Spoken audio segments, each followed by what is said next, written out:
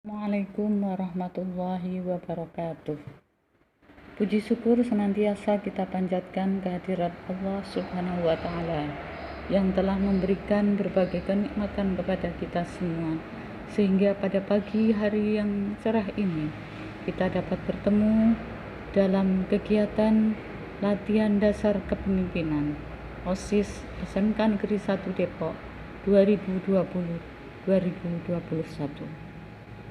Anak-anakku yang saya banggakan, Ibu ucapkan selamat atas terpilihnya kalian sebagai calon pengurus OSIS yang akan mengemban amanah 1 tahun ke depan, yang akan melaksanakan program-program kerja untuk menyemarakkan kegiatan-kegiatan siswa di SMK Negeri 1 Depok.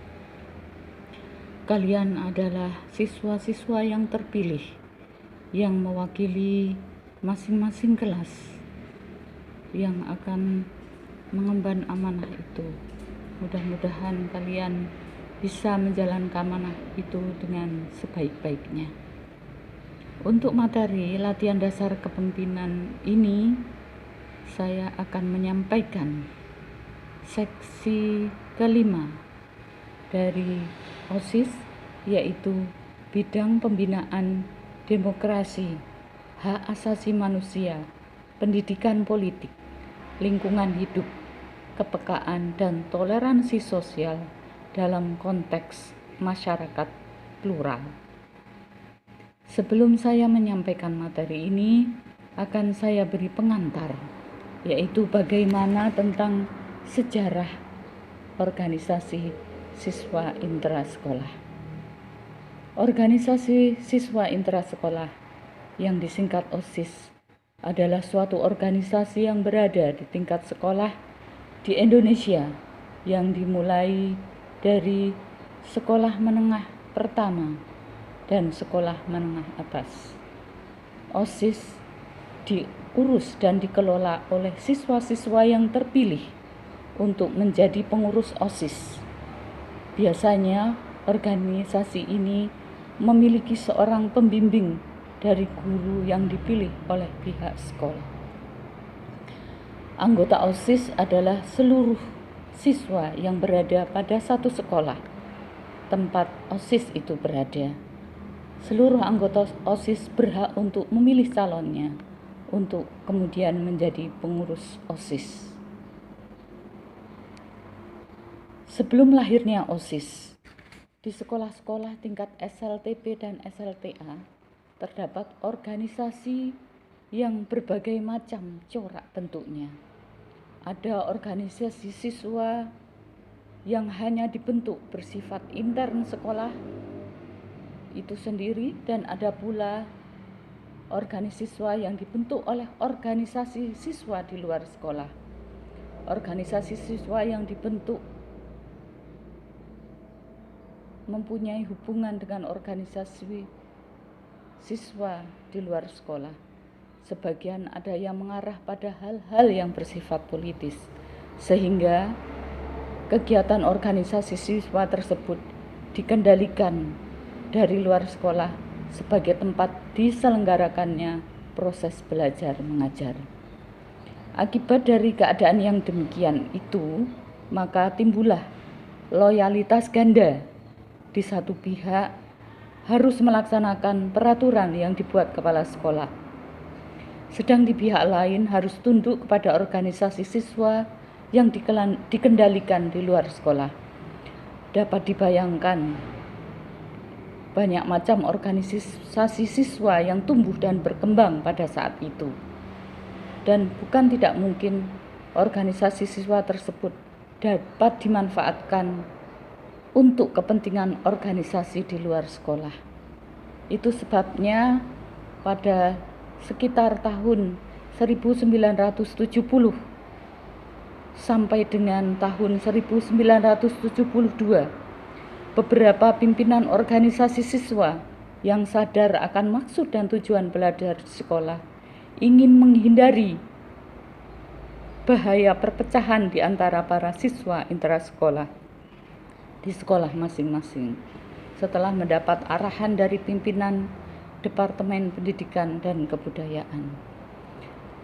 Pembinaan dan pengembangan generasi muda diarahkan untuk mempersiapkan kader penerus perjuangan bangsa dan pembangunan sosial dengan memberikan bekal keterampilan, kepemimpinan, kesegaran jasmani, daya kreasi, patriotisme, idealisme, kepribadian, dan budi pekerti luhur.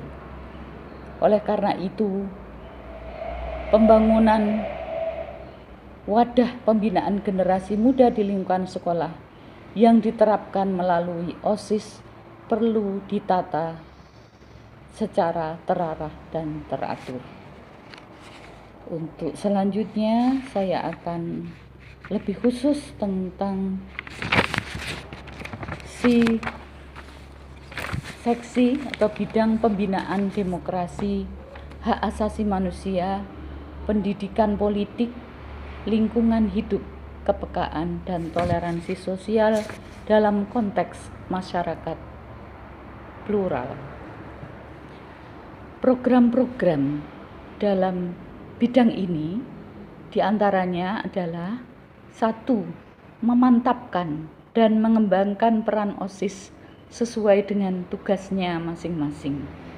Di dalam OSIS atau organisasi yang lain ada pengurus yang menguasai bidang-bidang tersendiri, baik itu ketua, sekretaris, bendahara, ketua seksi maupun seksi-seksi atau bidang-bidang yang terdiri dari 10 bidang.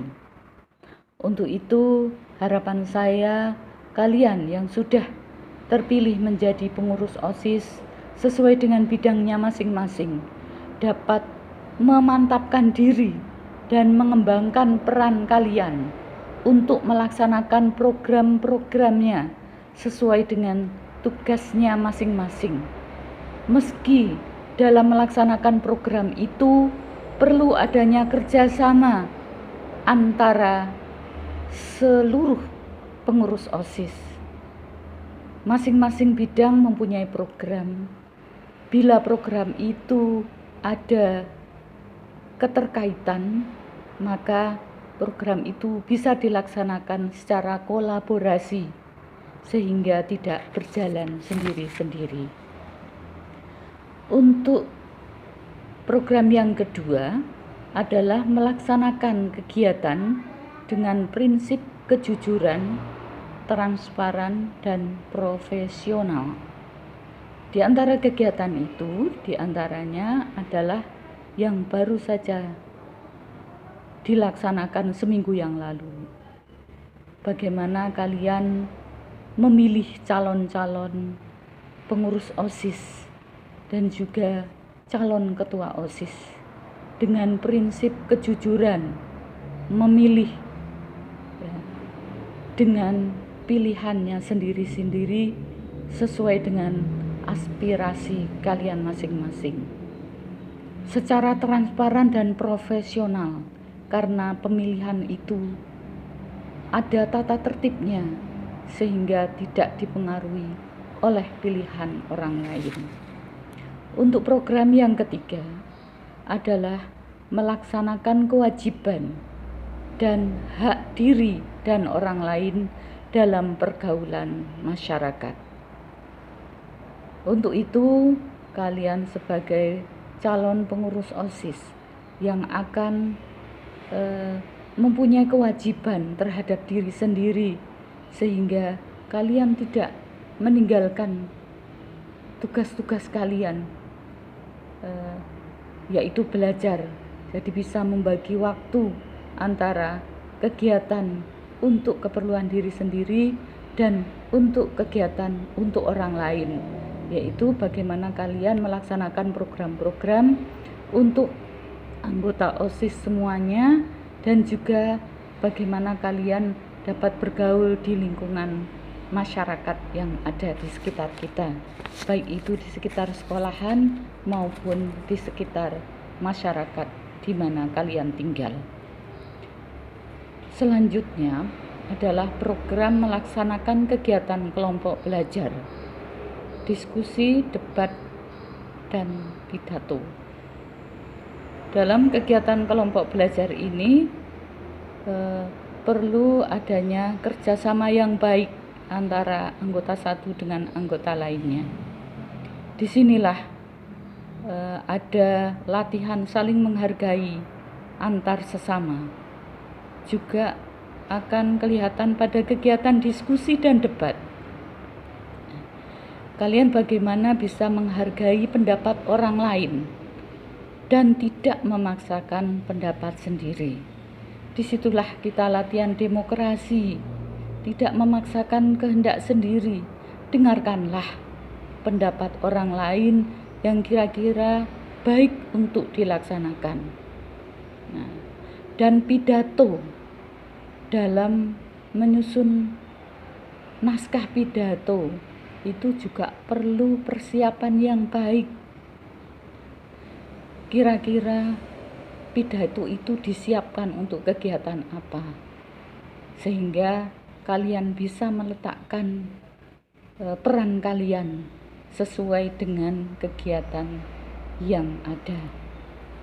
Program yang selanjutnya adalah melaksanakan kegiatan orientasi siswa baru yang bersifat akademik dan pengenalan lingkungan sekolah tanpa kekerasan.